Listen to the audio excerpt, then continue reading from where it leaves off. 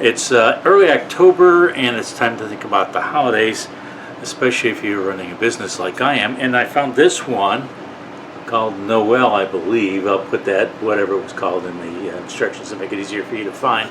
So I took a look at this. I believe the ornaments here were 7/32, and the holes they drilled for the eyes were 3/32.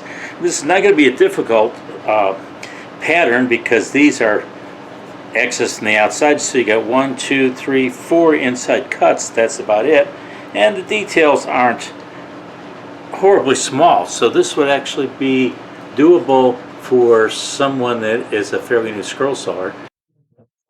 The pattern calls for 3/4 inch thick material, and you will need a piece approximately 7 inches wide and 10 inches long. I chose red oak because I like working with it and I have plenty on hand. You can, of course, use any hardwood you would like. If you're good at painting, which I am not, poplar takes paint nicely, and you could paint the tree green, the animal's appropriate colors, and the word Noel in red or some other bright color. As always, I started with the inside cuts. My go-to blade for 3/4 inch red oak is a Pegasus number 9 modified geometry blade. I threaded it through the pilot hole, started with the letter O that has a little mouse inside. After I made the more or less round cut for the inside of the O, I removed the waste piece.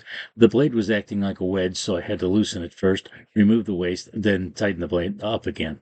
One of the great features on my new Pega scroll saw is that when you lift up the arm, it stays in place while you thread the blade through the pilot hole, or in this case, the waste area.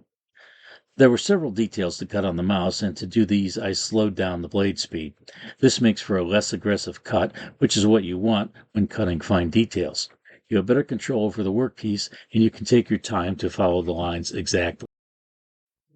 I only had the Pegasus scroll saw about a week when I recorded this video, and it has performed flawlessly in every task.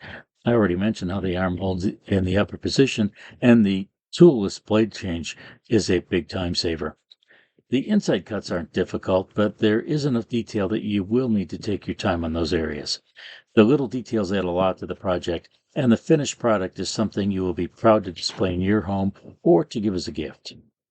There are a couple very sharp points on the outside cuts. For these, I cut down one line to the intersection, then backed the blade out and cut the next line from the outside in to that same intersection. The waste piece then falls away, leaving you with a sharp point. You could just make these as one cut, but the intersection is likely to be somewhat rounded rather than perfectly sharp. How you cut these is a matter of preference. I enjoyed making this project and was happy with the way it turned out. Here you can see the finished display after a tiny bit of sanding and a couple coats of spray polyurethane. Since it's 3/4 thick, it will stand up on its own, but you could also add a hanger of your choice to mount it on a wall. As always, thank you for watching. Please give me a thumbs up if you liked the video, because this little gesture on your part helps me a lot in growing the channel. I love receiving comments and try to reply to everyone, so leave me your thoughts on this project. And of course, subscribe to the channel if you've not already done so. That way you won't miss any of the upcoming videos.